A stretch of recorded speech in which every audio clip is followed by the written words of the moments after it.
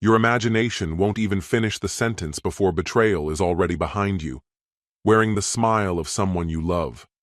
Some people lose everything in a single night, not because of accidents, not because of mistakes, but because of those they trusted completely. A mother who, instead of protecting you, becomes the director of your downfall. A brother who quietly tries your life on for size while you're out building it. A woman you come home to through exhaustion and concrete, who chooses the shorter path. But when everything collapses, not everyone burns. Some rise, not to forgive, but to restore balance, coldly, methodically, irrevocably. Sometimes strength isn't muscle, it's precision, not a scream, but the silence before impact. And in that silence, what begins isn't revenge, it's reckoning. Hello, my friend.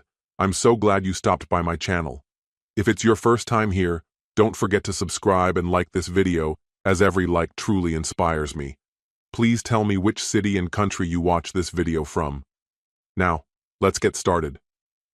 My name is Samuel, I'm 34, and up until not long ago, I was convinced that my life was moving in the right direction. I held a reliable job, clocking in anywhere from 50 to 60 hours each week, and spent the rest of my time mapping out a future with my fiancée, Lauren, who was 28 then. We'd been together for a couple of years, engaged for half of one, and I honestly believed we were smoothly headed toward a picture-perfect wedding. Then there was my mom, Nora, 55, loud, intense, and constantly inserting herself where she didn't belong. As a kid, I never second-guessed her behavior. I assumed that's just how moms were wired. But with time, it became clear that her affection always came with conditions, and a grip that felt more suffocating than supportive. My younger brother Wyatt, 29, worked as a personal trainer. He was deeply invested in his appearance and took no small amount of pride in it. Mom doted on him endlessly. "He's got so much potential," she'd say, beaming. "Look at those muscles. Now that's a real man. Not like some others I know."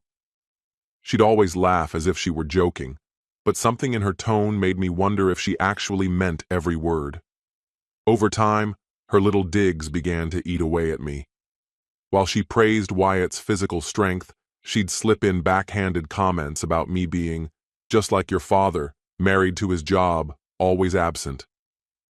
In the early stages, Lauren and I were doing well. Sure, we had our disagreements like any couple, but we shared the same vision. A warm home, maybe a couple of kids, and a life built from scratch, together.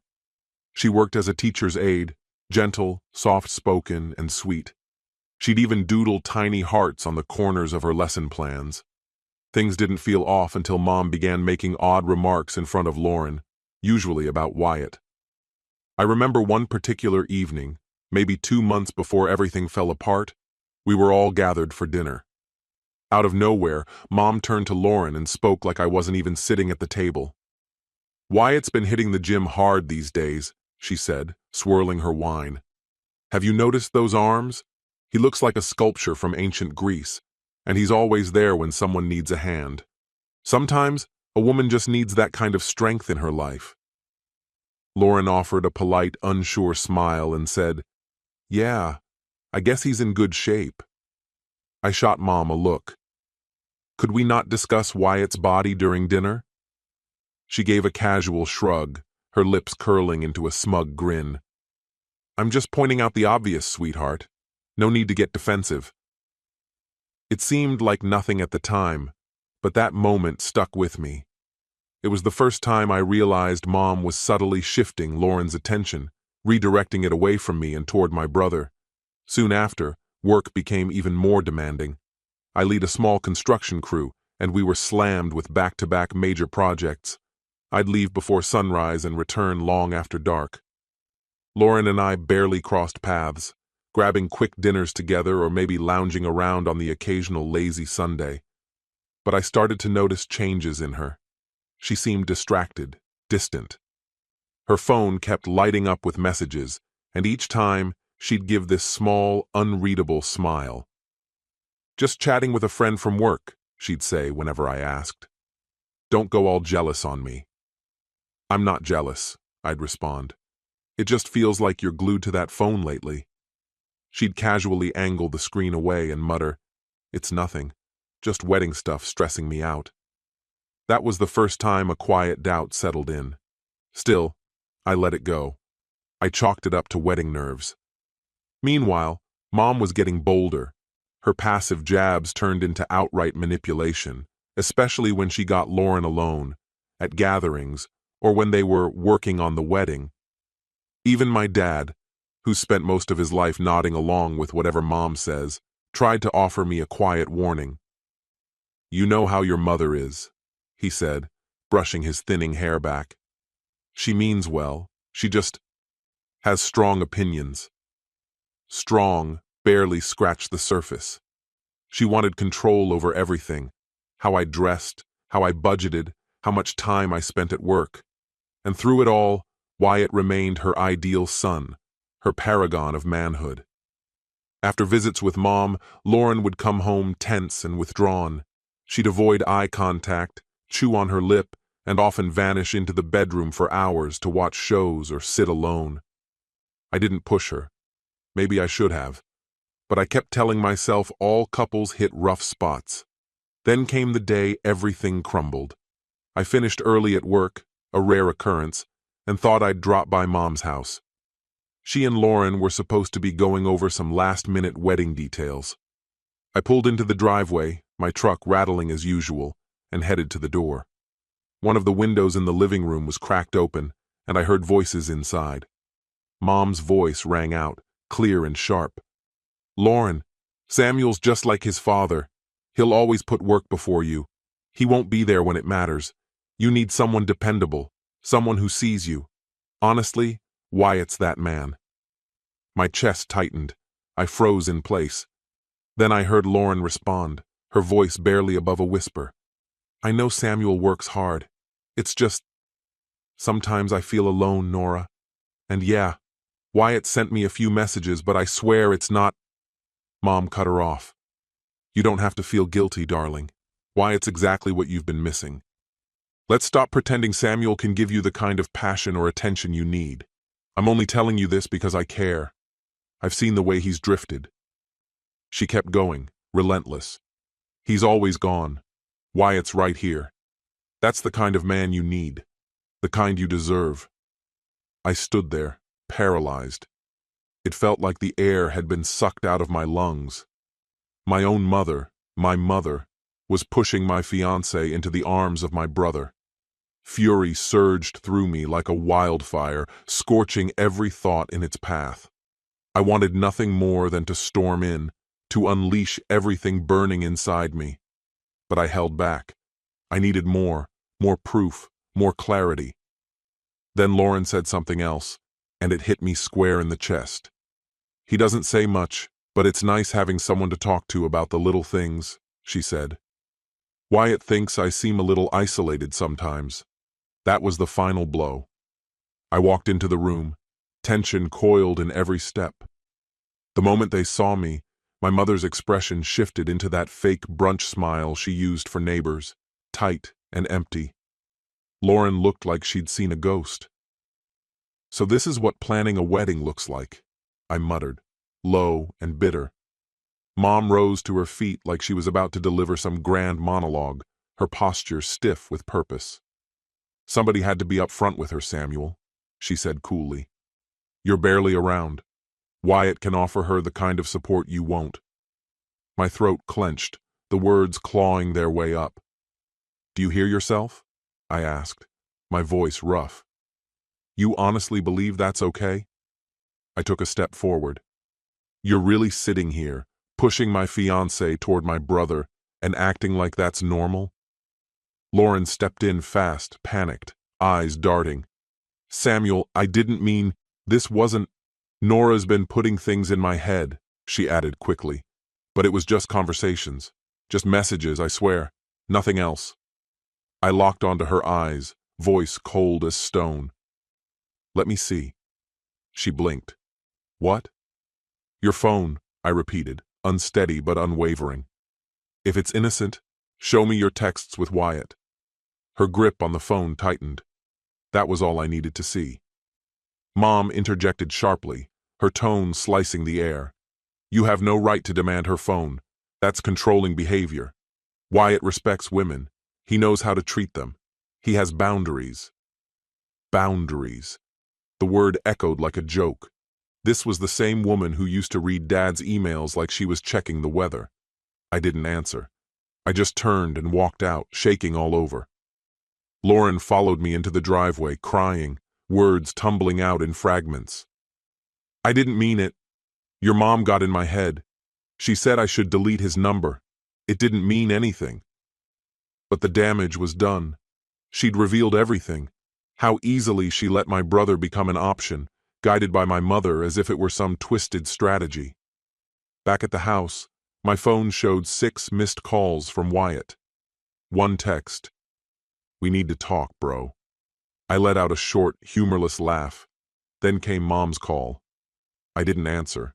Her voicemail was smooth and condescending. Samuel, don't be dramatic. Lauren's still a good woman. Wyatt was just looking out for her. Don't destroy something meaningful over your insecurities. Insecurities? She practically engineered the whole thing. Then Dad called, trying to play peacemaker with his usual soft tone. Son, you know how your mother is. She says things without thinking. Maybe, don't give up on Lauren just yet. But I was done. That night, Lauren took the guest room, saying she needed space to clear her head. I almost laughed. Space to text Wyatt, more like. And in the days that followed, the unraveling sped up. Lauren turned distant. She was out more. Friends, she said. Meanwhile, Mom wouldn't stop sending guilt-laced messages. You're throwing away something good because of paranoia. Don't let your fear ruin your future. I hovered between ending it then and there, or digging until I had absolute proof. Then Thursday came. Lauren said she was meeting up with her old friend Abigail for drinks. But something was off. She dressed differently, went heavier on the perfume. One I remembered Wyatt once complimenting. My chest tightened. Rage stirred again. And so, I did what I'm not proud of. I drove to Wyatt's building and parked where I wouldn't be seen. Sure enough, there was Lauren's car. Heart pounding, I waited. 20 minutes passed. Then, through the ground floor window, I caught sight of them, curled up close, watching something together, casual and cozy, like a couple at home. I felt nauseous. I marched to the door and slammed my fist against it. They opened it looking flushed and startled. Wyatt wore one of those too-tight shirts he liked to flex in. Lauren was in the outfit I'd bought her for her birthday. How long? I asked, barely keeping control. Wyatt raised his hands like I was about to lunge at him. Just calm down, man. We can talk. I didn't blink. How long? I repeated. Tears welled in Lauren's eyes. 2 months, she whispered. It just happened. You were never home. And Wyatt, he understands me in ways you don't. Nora said. I laughed, bitter and loud. Nora said, so you're calling her Nora now? Like your teammates in some sick scheme? I turned to my brother. You, my own brother. I can't believe this. I shook my head. You two are made for each other. Wyatt stepped in like he was guarding her. Don't talk to her like that, he snapped. You weren't there for her. She came to me because she needed someone. Needed someone? I said, my voice like broken glass. So you gave her what? Comfort? Support? You helped her toss everything we built like it meant nothing? He came at me, fists flying, Wyatt, in his usual form, charging ahead with fury instead of thought. I intercepted his swing, grabbed his forearm mid-strike and shoved him hard. He tripped over the edge of the weight bench and crashed backward into the couch. You spineless bastard, I hissed. You try to sneak off with my fiancée, and now you want to throw punches because I dared to call you on it? I didn't wait for a reply. I pulled out my phone, found my mother's contact, and tapped the speaker icon. Samuel? Her voice came through, tired and annoyed. Why are you calling this late? No build-up, no hesitation. Tell me something, Mom, I said, my tone frigid. Why are you so proud of Wyatt creeping around with Lauren behind my back? There was a pause, then a low, unsettling chuckle. Go ahead, tell him, she muttered to someone nearby. Then, turning back to me in that syrupy, condescending tone she saved for lectures. Honey, I tried to warn you. The next words scorched like acid. Wyatt suits Lauren better. She needs someone who's around, someone who brings her passion. You're always buried in work, just like your father was. I ended the call without another word, stuffed the phone in my pocket. That night, my phone lit up with family chat notifications. Mom already rewriting the story, claiming I had attacked Wyatt unprovoked. Later, Dad rang. His voice carried that forced calm he always used when he didn't want to pick sides. Son, he began carefully, Nora's just looking out for Lauren's happiness. Maybe you're taking this too far. Too far? My brother slept with my fiancée after our mother played matchmaker behind my back, and I was the one overreacting? The following day, while I was drowning in spreadsheets at the office, Lauren returned to our place. She packed her things, some of which I had bought, and left her engagement ring on the counter like it was nothing. A small, folded note rested beside it in her tidy handwriting. I never wanted to hurt you. I hope someday you'll forgive me. That was it. That was all she had to say. 2 years of love and promises, discarded for a guy whose greatest accomplishments were a six-pack and an overpriced shelf of protein powder. That evening, Mom called again, this time smug. Don't make this harder than it is, Samuel. Wyatt and Lauren are happy. Accept it. You'll find someone else. I felt fury crawl through me like ice, not explosive, but calm, focused. They expected me to play along, to show up at holidays and act civil, while my ex-fiancé and my brother played house across the table. I was supposed to quietly step aside, become the cautionary tale, the workaholic who couldn't keep a woman. You have no idea what you've done, I said, voice low. She scoffed. Oh, stop. I did what was best, for Lauren, for the family. Wyatt is who she was meant to be with. Click. She hung up. I stood motionless, heat pulsing through my veins. The betrayal hit like a slow burn, spreading deeper with every breath. Over the following weeks, the news made its way through the family. Mom made sure everyone knew. Wyatt and Lauren were meant to be.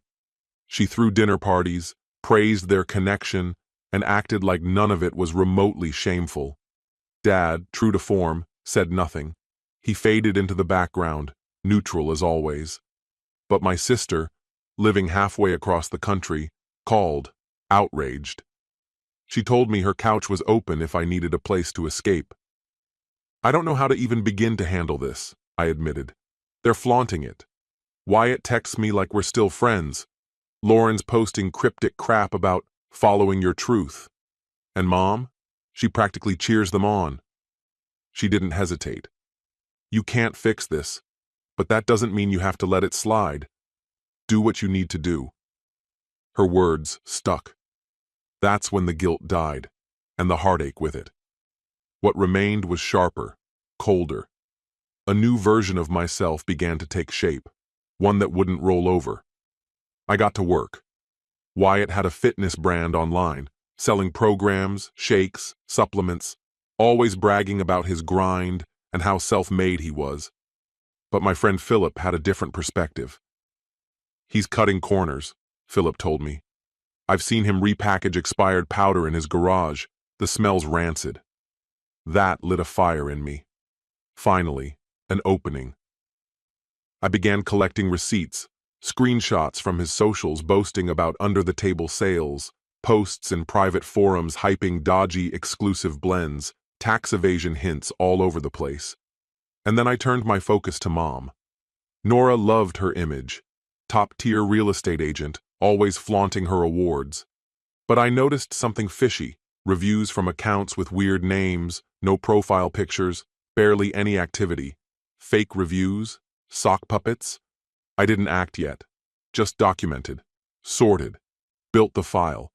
If they were willing to dismantle my life, I'd return the favor, cleanly, legally, and with precision. One Sunday, Dad suggested a family sit-down, a peace offering, he called it. Said we needed to clear the air. I agreed, not because I had hope, but because I wanted to see how they'd play their hand. When I arrived, Mom stood stiffly, arms crossed and scowl locked in place. Wyatt and Lauren sat side by side on the couch, smug and comfortable. Dad lingered near the doorway, awkward and uncertain. "Okay," Dad started, voice shaky. "We need to talk. Samuel, your anger is starting to fracture the family." Mom waved him off. "I'll handle this," she snapped. She faced me with all the warmth of a glacier. "Your father and I believe it's time you stop clinging to the past. Lauren chose Wyatt. That's her right. You should focus on your job, or find something to distract yourself." She didn't even pretend to feel sorry. And that's when I knew, beyond all doubt, that none of them saw it coming. They thought I'd roll over, that I'd bury myself in work and let them write the narrative. They were wrong. "You'll move on eventually." Her words were soft, almost tender, but I caught the bitterness beneath them. I studied her expression, the corners of my mouth lifting into a sardonic smirk. "So that's it?" I murmured. I'm supposed to smile and nod while my fiancé ditches me for the shinier version of me, my own brother, and we all pretend it's no big deal? Lauren looked away, something flickering in her eyes. Guilt, maybe. But she masked it quickly. "Samuel, you were never around. You lived at the office. I felt like a ghost in your life. Being with Nora and Wyatt opened my eyes. I never planned for it to unfold like this. I regret the hurt, truly. But this is where I belong now." Wyatt leaned back, his posture reeking of arrogance, arms crossed over his chest. "Let's be honest, man. If you'd actually been present for her, none of this would have happened." My fingers clenched involuntarily. "Oh yeah? And you think I forgot all the sneaky whispers? The way you leaned in close when you thought I wasn't paying attention?" He straightened, chest puffed in that familiar way, his go-to move whenever he wanted to dominate the room. "You better watch yourself," he warned, voice low. "I won't stand here and let you talk to me like that." I kept my voice steady and cool. "I'll say exactly what I want. You both made your choices. Don't stand there acting like your hands are clean." Before things could spiral further, our mother's voice cracked through the tension, sharp and commanding. "That's enough. Wyatt isn't wrong." She turned to me, disappointment etched deep into her frown. If you had been the kind of partner Lauren needed, maybe she wouldn't have looked elsewhere. Working non-stop doesn't make you a martyr. A bitter chuckle slipped from my throat. "Oh, that's rich, Mom. I was out there building a stable future while the rest of you were chasing clout and compliments. No, I don't sparkle on social media, but at least I have something all of you gave up. Dignity." The silence grew thick. My father hesitantly stepped in, trying to soothe the room. "Let's all calm down." "Save it, Dad," Wyatt snapped. "You're the reason Samuel turned out to be such a weakling." Time seemed to stall. A flicker of pain flashed behind Dad's eyes. He opened his mouth to respond, but I beat him to it. "I've had enough," I said, slowly stepping back, a half smile playing at my lips. "You two deserve each other. Good luck sorting that mess out. And Mom, keep telling yourself this family isn't crumbling."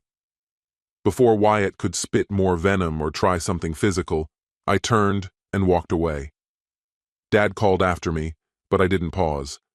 The following morning, I made my move, quietly, efficiently. An anonymous tip went out to the state's health authorities. I flagged Wyatt's gym for repackaging expired supplements and selling them as new. I attached screenshots from his own posts, bragging about undeclared cash deals and shady hustles. But I didn't stop there. I filed a separate report with the local real estate board about Nora. Suspiciously perfect reviews, too many 5-star ratings. A tech-savvy friend of mine traced the IP addresses. Most came from one device. Philip, my friend, eyed me warily as he watched me compile the evidence. You really want to go this deep? I nodded, jaw locked. They burned everything I built. Now they can watch theirs collapse. Things fell apart quickly. Wyatt lost his trainer certification. Rumors swirled. His gym dropped him like dead weight. He lashed out online, blaming jealous nobodies. Mom wasn't subtle either. Passive-aggressive posts about bitter people desperate to sabotage others. Whispers flew at family gatherings. No one could prove anything, but the doubt lingered. Wyatt's clients disappeared. His income tanked. Eventually, he couldn't cover rent and had to crawl back into Mom's house. Nora? The real estate board found more than fake praise, rushed closings, skipped inspections, ethical breaches. Her license was put on probation, and clients dropped her in droves. Her once polished social media turned chaotic, ranting posts and vague accusations. As for Lauren, well, the glow around Wyatt faded fast. No more money, no more trips, no fanboys singing his praises. She began to realize what she'd thrown away, the comfort, the consistency, the full fridge. About a week later, her name popped up on my screen. Samuel, I'm sorry. Everything's falling apart. I didn't mean for this. Can we talk? I typed one word. Busy. Then I followed it up. Hope he's everything you dreamed of. And blocked her. Dad, always hoping for reconciliation, extended an invitation to dinner. The nerve of it. Still, I went. Composed, collected, ready to show them who I'd become. I'd just landed a promotion. I was a supervisor now, better pay, company vehicle. But I didn't walk in alone. Zara came with me, a savvy, no-nonsense receptionist from the gym. She knew the whole story. She agreed to tag along for support, and maybe a bit of theater. As we stepped into the house, the atmosphere turned icy. Wyatt's glare was enough to freeze air. It only grew darker when he saw Zara on my arm. Lauren lingered beside the kitchen island, anxiously rotating her wine glass, her eyes darting between me and Wyatt like she was tracking lightning in the distance. My mother thudded plates onto the table with exaggerated purpose, trying, unsuccessfully, to feign calm. Samuel, she said stiffly, voice stretched taut, you brought someone with you. I wrapped an arm around Zara's waist. Yeah, this is Zara. She's been keeping me great company. Zara gave a charming, measured smile, but there was a spark in her gaze, like she was ready for the explosion she sensed brewing. Dad cleared his throat. Let's sit. There's plenty to talk about. We gathered around the familiar dining table, its surface marked by years of family meals, and now tension. The silence was almost unbearable. My mother forced a smile so tight it looked painful. You're looking well, Samuel, she said, her tone brittle. I heard about the new position. I gave her a wry smile. It's true. Got promoted to supervisor. Bigger paycheck. Company vehicle. Nice to finally shed the drama. Wyatt's jaw clenched, but he said nothing, his fingers turning a glass of water round and round. He looked diminished in his worn-out sweatpants, a ghost of the guy who used to flaunt luxury condos and fitness sponsorships.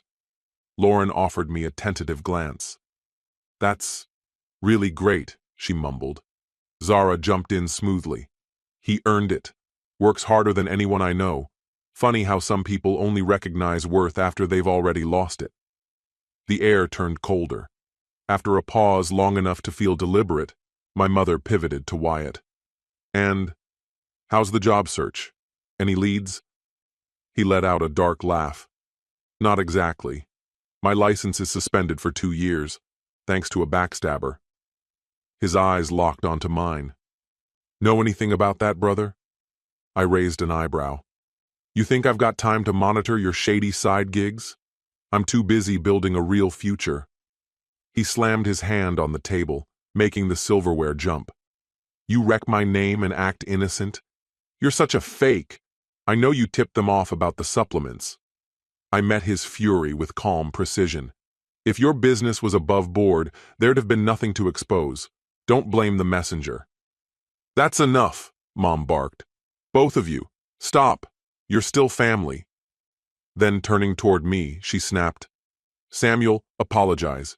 You had no right meddling in Wyatt's life."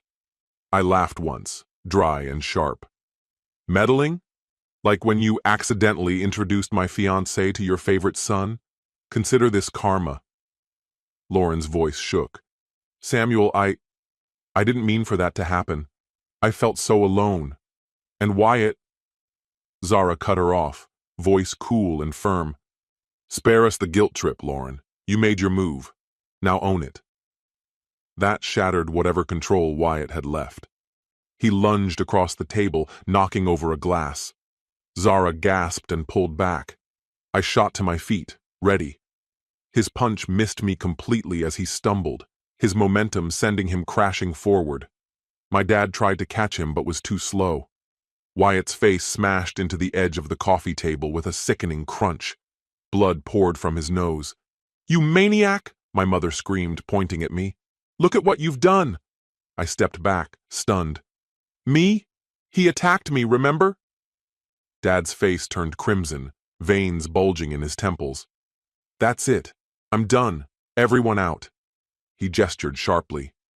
"Nora, get him cleaned up. Lauren, help. Samuel, Zara, maybe it's best you leave." Zara and I grabbed our coats. Lauren trailed behind, openly crying. "This isn't what I wanted," she said, her voice breaking. I stared her down, voice like ice. "You made your bed, Lauren. Now lie in it." And with that, we walked out, Mom's frantic instructions trailing behind us like smoke from a fire. The days after that dinner felt like dominoes falling into place. Wyatt's injury? A minor fracture. But that was just the beginning. Inspectors started poking around his garage and uncovered expired stock. His supplement hustle, already sketchy, buckled under the scrutiny. Ex-customers took to social media, sharing horror stories. Some claimed his formulas made them sick. His name got blacklisted by every reputable gym in the city. And Mom? Her pristine public image started cracking. Positive reviews vanished, flagged as fakes. A rival agency released a concerned exposé about phony testimonials. The implications obvious. Nora's name was mud. Her agency dropped her. Sure, she still had Dad's inheritance to cushion the fall, but her career? It was done. Lauren tried to stick around, clinging to Wyatt. But soon, reality sunk in. The bills didn't stop. The job offers never came. She was left with a bitter ex-trainer whose charm had long since worn off. Eventually, she started airing her complaints about his temper, his paranoia. Then the calls started. 19 missed calls in one morning, and a voicemail. From Wyatt. "Pick up the phone. Don't be a coward. I know it was you who turned on me. Don't act like you're innocent. You don't turn your back on family." Lauren reached out, said we needed to have a conversation. "I'm sorry," she wrote. "I miss you." Mom's been calling too. "Samuel, this can't keep going. You're tearing us apart. You got Wyatt fired. You trashed my reputation. Why? Just to be cruel?" I let the phone vibrate until it stopped. I scrolled through their texts with a bitter smirk tugging at my mouth. The same people who used to ridicule me, who treated me like I didn't belong, now they were desperate. Dad messaged again, said he wanted to talk, man to man. Curiosity got the better of me, so I went. Found him sitting alone in the living room. The others, Mom, Lauren, Wyatt, were whispering in the kitchen, scheming, no doubt. Dad looked worn down, like the years had finally caught up with him. "Son, I should have stood up for you more," he said. I shrugged like it didn't matter. "Don't try the guilt angle, Dad. I'm doing just fine on my own." He exhaled slowly, rubbing at the weariness on his face. "Your mom's the one who pushed Lauren toward Wyatt. But what you're doing now, it's breaking them. Emotionally, financially. Is that what you wanted?" I stared him down. "They tried to destroy me. All I did was stop shielding them from the fallout." He pressed his hand to his forehead like he was physically in pain. "Your mother's about to lose everything. Wyatt could be in serious trouble if his clients take this to court. Lauren's barely holding it together. Doesn't any of that matter to you? I let out a dry, humorless laugh. You want me to feel bad for the people who blew up my relationship? Lied to me for months? Mocked me behind my back? This isn't payback. It's balance. The kitchen door creaked open. Mom stepped in first, arms folded tight. Wyatt followed, face still bandaged. Lauren trailed behind, eyes red. Mom's voice was sharp. This ends now. You're going to fix what you broke. Or else... I cut her off. Or else what? You'll punish me for telling the truth? I turned to all of them. If Wyatt had nothing shady going on, the inquiry would have cleared him. If your real estate business was legit, no one would be filing complaints. This disaster, it's yours to own. Wyatt's fists clenched. His eyes burned with rage. You think you're better than me? Just because you've got some damn job in construction? Got promoted and suddenly think you're something? I gave him a slow, mocking grin. Better? Maybe not. But smarter? Clearly. Lauren stepped forward, her voice trembling. Samuel, I owe you an apology. I see things clearly now. Your mom, she played me. Mom turned on her instantly. Don't you dare pin this on me, she snapped. You were the one looking for someone stronger. You chose Wyatt. We had an understanding. Lauren looked stunned, tears gathering. You kept telling me Samuel wasn't reliable, that I deserved more. I didn't know what I was doing. My tone dropped, sharp and cold. A misstep? That's how you spin it now? You lied. You stole from me. You whispered behind my back with my brother. You laughed about it. With her. Lauren broke, covering her mouth with her hand. Wyatt turned on her, his voice harsh. You agreed to it. Don't pretend you didn't know what you were doing. Enough, Mom snapped. Both of you. Her eyes locked on me. This is your fault. You're tearing everything apart just because we found joy without you. Joy. I almost laughed at that. They called this mess joy, crushing debt, disgrace, and desperation. I slowly turned to Dad. I didn't show up for a lecture. I just wanted to say it face to face, he said. I'm done. Don't call. Don't message. Don't expect anything else from me. Wyatt shouted as I turned to leave. Rot in hell, you cold bastard. I looked over my shoulder, my expression unreadable. I've already lived there, thanks to you and Mom. Now it's your turn. I walked out as their voices erupted behind me, chaos spilling into the hallway. The next day, a friend filled me in. Wyatt had gone door to door, begging for financial help, but once word of his mess got out, every door slammed shut. Lauren was job hunting far from town, trying to escape the fallout. Mom's business deals? Crumbling one after another. And me? I was climbing. I poured every ounce of anger into my work. People respected me more with each passing day. Adversity forged me into something stronger. I became the man they said I never could be, just not for them. I was building something lasting, something untouched by their shadows. A week later, Lauren emailed me. A digital confession, really. You were always solid, she wrote. I was blind. Nora poisoned my thoughts. Wyatt isn't who I believed. I didn't finish the message. I just deleted it.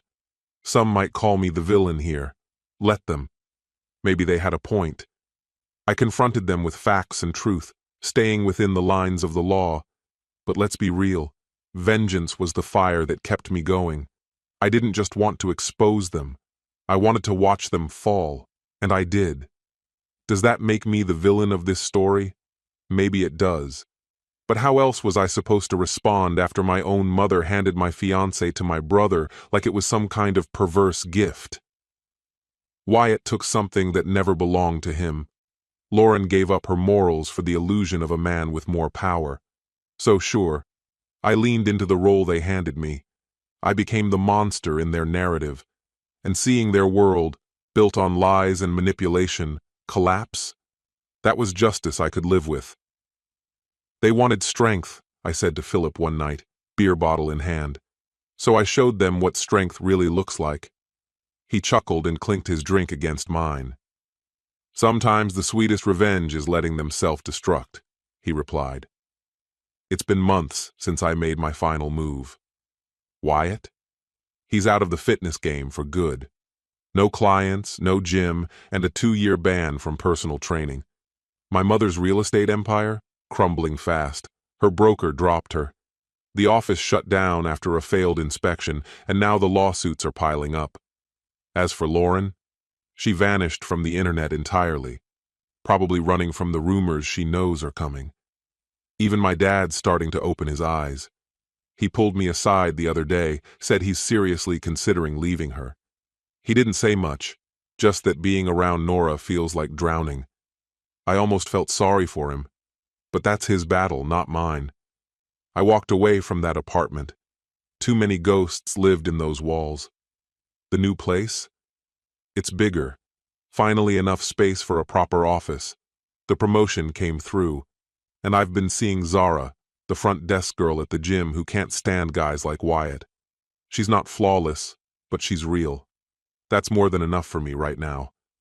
Do I regret tearing it all down? Sometimes.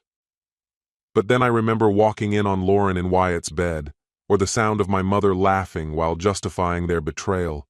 Some wounds go too deep to ever fully close. They say every villain believes they're the hero. I don't need to be either. All I did was take down the people who deserved it. My scheming mother, my treacherous brother, and the woman who chose betrayal over love. And truthfully, I sleep like a rock.